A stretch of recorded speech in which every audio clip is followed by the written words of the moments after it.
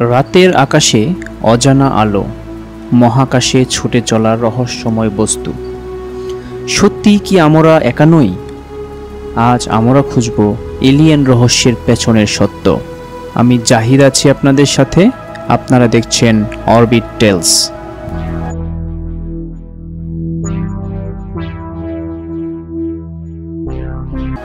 আমরা যখন এলিয়েন শব্দটি শুনি তখন আমাদের মনে ভেসে ওঠে সবুজ রঙের অদ্ভুত আকৃতির কোনো প্রাণীর ছবি।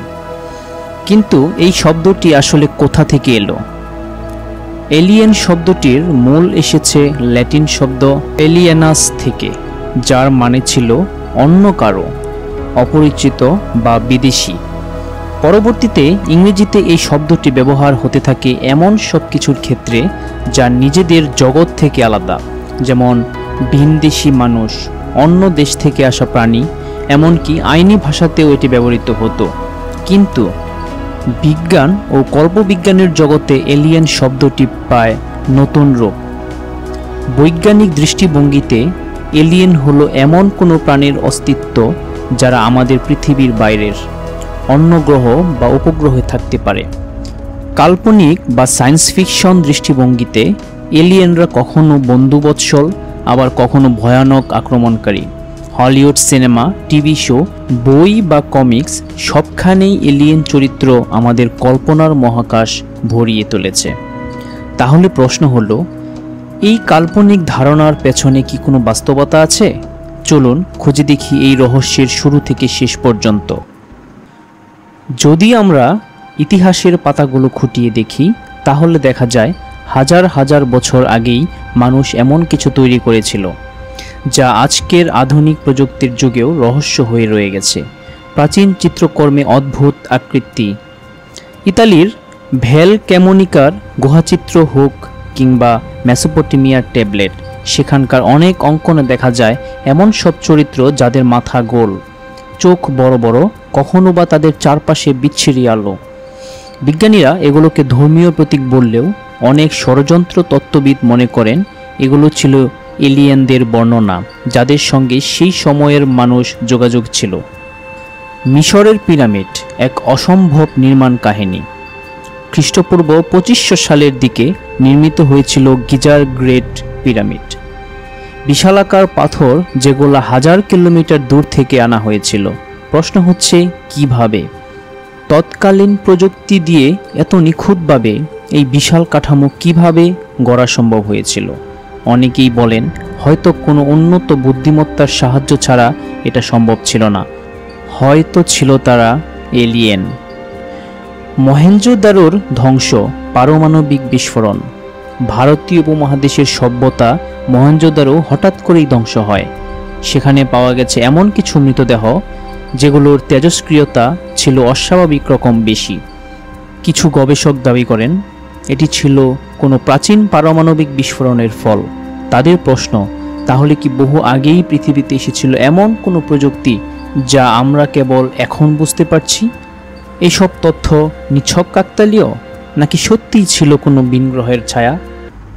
আজ আমরা যখন বিজ্ঞান ও প্রযুক্তিতে অনেক এগিয়ে, তখনও আকাশে মাঝে মধ্যেই দেখা যায় এমন সব বস্তু যেগুলোর কোনো ব্যাখ্যা বিজ্ঞান দিতে পারে না।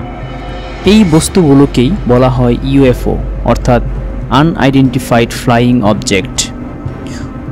রোজওয়েল ঘটনা 1947।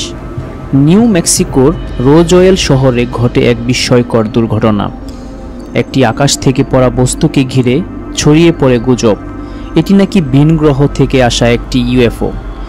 মার্কিন সরকার প্রথমে বলে এটি উড়ন্ত চাকার মতো একটি বস্তু, কিন্তু পরবর্তীতে বলে এটি ছিল একটি আবহাওয়া বেলুন। তবে অনেকেই বিশ্বাস করেন তারা সত্য লুকিয়েছে। সেনাবাহিনীর গোপন ফাইল ফাঁস। 2017 সালে মার্কিন প্রতিরক্ষা দপ্তরের এক গোপন প্রকল্প AATIP, advanced aerospace threat identification program, ফাঁস হয়ে যায়। এই প্রকল্পে স্বীকার করা হয় তারা ইউএফও নিয়ে গবেষণা করেছিল। সেনাবাহিনীর পাইলটরা এমন কিছু বস্তু দেখতে পান যেগুলো ছিল শব্দের চেয়ে দ্রুতগামী, আকস্মিকভাবে দিক পরিবর্তন করে এবং কোনো জ্বালানি ছাড়াই চলত। পেন্টাগনের স্বীকৃতি 2020। 2020 সালে যুক্তরাষ্ট্র সরকার আনুষ্ঠানিকভাবে কিছু ইউএফও ভিডিও প্রকাশ করেন। ভিডিওতে দেখা যায় সামরিক পাইলটরা আকাশে এমন কিছু অদ্ভুত বস্তু দেখেছেন যা এক কথায় অবিশ্বাস্য। এই ঘটনাগুলোকে আনআইডেন্টিফাইড এরিয়াল ফেনোমেনা বা ইউএপি বলে ডাকা হয়। প্রশ্ন হচ্ছে, এই ইউএফওগুলো কি শুধুই প্রকৃতিগত বিভ্রান্তি, নাকি এগুলোর পেছনে রয়েছে ভিন্ন গ্রহের কোনো বুদ্ধিমান জাতি? সরকার, বিজ্ঞানী এবং সাধারণ মানুষের চোখে যতই প্রশ্ন, ততই রহস্য ঘনিয়ে আসে। আমরা কি সত্যিই একা? চলুন এখন ফিরে দেখি এলিয়েনদের ঘিরে কিছু কাল্পনিক কাহিনী ও জনপ্রিয় সংস্কৃতি কিভাবে আমাদের চিন্তাকে প্রভাবিত করেছে। আমাদের কল্পনার জগতে এলিয়েন একটি বিশাল স্থান দখল করে আছে। বিজ্ঞান, রহস্য আর থ্রিলার সব কিছুর মিশেলে গড়ে উঠেছে অসংখ্য সিনেমা, উপন্যাস, গেম আর টিভি শো। এই কাল্পনিক জগৎ আমাদের ভয় দেখিয়েছে, আবার কিছু সময় হাসিয়েছে, ভাবিয়েছেও। এলিয়েন 1979 রিডলি স্কট পরিচালিত এই সিনেমা এলিয়েন ধরানার এক মাইলফলক। এখানে এলিয়েনকে দেখানো হয় হিংস্র, ভয়ঙ্কর ও প্রাণঘাতী এক জীব হিসেবে। ইটি দ্য এক্সট্রা টেরিস্ট্রিয়াল 1982 স্পিলবার্গের এই ক্লাসিক সিনেমা আবার সম্পূর্ণ ভিন্ন বার্তা দেয়। সব এলিয়েন ভয়ঙ্কর নয়, কেউ কেউ আবার বন্ধু হতেই পারে। দ্য এক্স ফাইলস 1990-এর দশকে এই টিভি সিরিজ তুলে ধরে এলিয়েনদের সঙ্গে সরকারের গোপন চুক্তি, অপহরণ ও এক অজানা ষড়যন্ত্রের গল্প। H.G. ওয়েলসের the war of the worlds 19 শতকে লেখা এই উপন্যাসে প্রথমবার বড় পরিসরে এলিয়েনদের পৃথিবী আক্রমণের কল্পনা করা হয়। রেডিওতে উপন্যাসের লাইভ সম্প্রচার এতটাই বাস্তব মনে হয়েছিল যে আমেরিকায় বহু মানুষ সত্যিই ভেবেছিল পৃথিবী আক্রমণের শিকার। ভিডিও গেম ও কমিক্স, হ্যালো, ম্যাস ইফেক্ট, এক্সকম এইসব গেমে এলিয়েনদের সঙ্গে যুদ্ধ, কূটনীতি, বিজ্ঞান ও টিকে থাকার সংগ্রাম দেখানো হয়। কমিক্সেও যেমন মার্ভেলের ক্রালস বা ডিসি এর মার্টিন ম্যানহান্টার এলিয়েন চরিত্রগুলো এক নতুন মাত্রা এনেছে। এই সমস্ত কাহিনী, চরিত্র ও সিনেমা আমাদের ভাবতে শেখায় ভিন্ন গ্রহের প্রাণীরা কেমন হতে পারে, তারা আমাদের শত্রু না বন্ধু। এটি আমাদের কল্পনা জগতে শুধু বিনোদনই দেয় না, বরং ভবিষ্যতের প্রস্তুতির এক রূপকও হয়ে ওঠে। এখন প্রশ্ন হলো, এই সব সিনেমা কি কল্পনা মাত্র, নাকি এর পেছনে রয়েছে কিছু বাস্তব ঘটনা? চলুন এবার আমরা নজর দিই এলিয়েন অপহরণ বা এলিয়েন অ্যাবডাকশন সংক্রান্ত চাঞ্চল্যকর কিছু দাবির দিকে। বিশ্বজুড়ে হাজারো মানুষ দাবি করেছেন তারা এলিয়েনদের দ্বারা অপহৃত হয়েছেন, পরীক্ষার শিকার হয়েছেন কিংবা ভিনগ্রহীদের সরাসরি দেখেছেন। ব্যাটি অ্যান্ড বার্নি হিল ইনসিডেন্ট 1961 আমেরিকার এই দম্পতি প্রথমবারের মতো বিশ্বকে জানিয়েছিলেন তারা এক রাতে ড্রাইভ করার সময় একটি অজানা উড়ন্ত বস্তু তাদের অনুসরণ করে এবং অপহরণ করে। তারা বলেছিলেন এক অদ্ভুত ঘুম ভাবের মধ্যে পড়ে গিয়ে ভিন্নগ্রহী প্রাণীদের দ্বারা শারীরিক পরীক্ষা ও মানসিক যোগাযোগের অভিজ্ঞতা পান। ট্রাভিস ওয়ালটন কেস 1975 অ্যারিজোনার এক লাম্বারজ্যাক ট্রেভিস ওয়ালটন কাজ শেষ করে বাড়ি ফেরার পথে বন্ধুদের সামনেই এক ইউএফওতে হঠাৎ উধাও হয়ে যান। 5 দিন পর হঠাৎ করে তিনি ফিরে আসেন এবং জানান তিনি ভিনগ্রহীদের জাহাজে ছিলেন এবং সেখানকার পরিস্থিতি ভয়াবহ ও বিস্ময়কর ছিল। ভারতেও রয়েছে দাবিগুলো। ভারতের কিছু প্রত্যন্ত অঞ্চলের স্থানীয়রা অদ্ভুত আলো, আকাশে দ্রুতগতির বস্তু ও এমনকি প্রাণীর মতো আকৃতি দেখার কথা বলেছেন, যদিও এগুলোর কোনো বৈজ্ঞানিক ভিত্তি পাওয়া যায়নি। তবে মানুষের অভিজ্ঞতাগুলো রয়ে গেছে রহস্যে মোড়া। মনোবিজ্ঞানের দৃষ্টিতে অনেক বিশেষজ্ঞ মনে করেন অপহরণ বা সাক্ষাতের এমন ঘটনা স্লিপ প্যারালাইসিস, মানসিক বিভ্রম বা অতিরিক্ত কল্পনার ফল হতে পারে। তবে কেউ কেউ মনে করেন এটি ভিন্ন কোনো বাস্তবতায় ঘটে, যা বিজ্ঞান এখনও ধরতে পারেনি। এই অভিজ্ঞতাগুলো নিয়ে বহু ডকুমেন্টারি, সিনেমা ও বই তৈরি হয়েছে। ইউএফও সাইটিংস এবং এলিয়েন অপহরণ আজও বহু মানুষের মনে প্রশ্ন তৈরি করে, আমরা কি একা?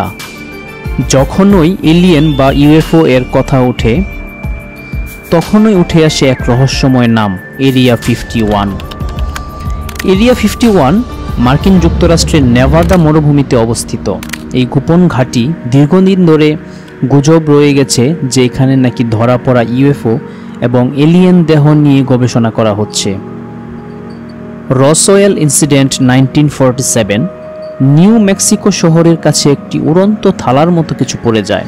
সরকার বলেছিল সেটি ছিল ওয়েদার বেলুন, কিন্তু অনেকেই মনে করেন এটি ছিল আসলে একটি ইউএফও, যার ধ্বংসাবশেষ বা ভিনগ্রহী দেহ নিয়ে যাওয়া হয় এরিয়া 51-এ। সিআইএ ও পেন্টাগনের ফাঁস হওয়া নথি 2017 সালে দ্য নিউ ইয়র্ক টাইমস প্রকাশ করে যে পেন্টাগন গোপনে advance aerospace threat identification program AATIP নামে একটি প্রজেক্ট লক্ষ লক্ষ ডলার ব্যয় করেছিল ইউএফও নিয়ে গবেষণার জন্য। 2020 সালে ইউএস নেভি প্রকাশ করে 3টি ইউএফও ভিডিও, যেখানে দেখা যায় আকাশে দ্রুতগতির এক বস্তু যার প্রযুক্তি আজকের মানুষের বোধগম্যতার বাইরে। ইউএপি রিপোর্ট 2021, আমেরিকার সরকার অফিসিয়ালি স্বীকার করে 144টি অজানা উড়ন্ত বস্তু দেখা গেছে, যার মধ্যে 143টির কোনো ব্যাখ্যা নেই।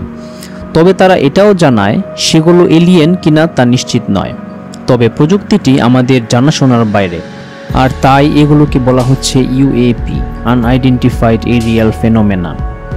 বিশ্বের অন্যান্য দেশ, রাশিয়া, ফ্রান্স, ব্রাজিল, এমনকি ভারতেও সরকার ইউএফও সংক্রান্ত তথ্য সংগ্রহ করেছে বলে জানা যায়, তবে বেশিরভাগই প্রকাশিত হয়ে গেছে।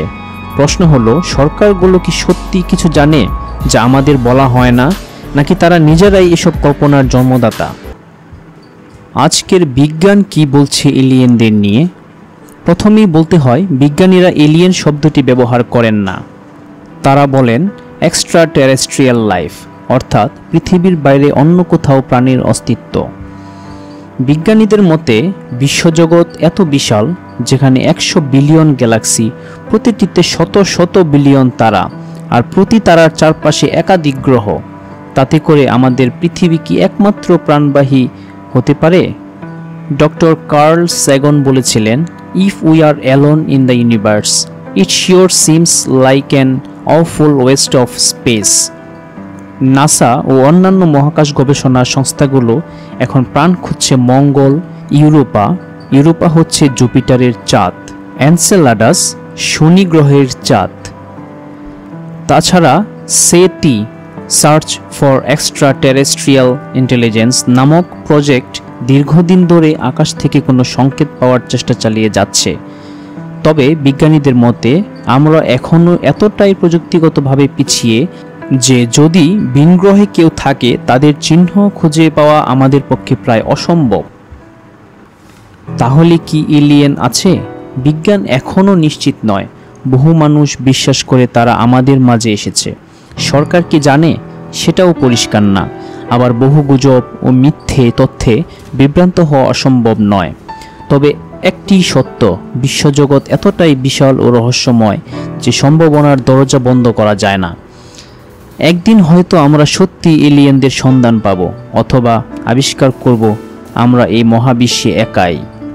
এই ছিল অরবিট টেলসের আজকের পর্ব, এলিয়েন বাস্তব না মিথ। ভালো লাগলে অবশ্যই লাইক, কমেন্ট আর শেয়ার করবেন, আর আমাদের পরবর্তী রহস্যকেরা যাত্রার যুক্ত হতে সাবস্ক্রাইব করতে ভুলবেন না।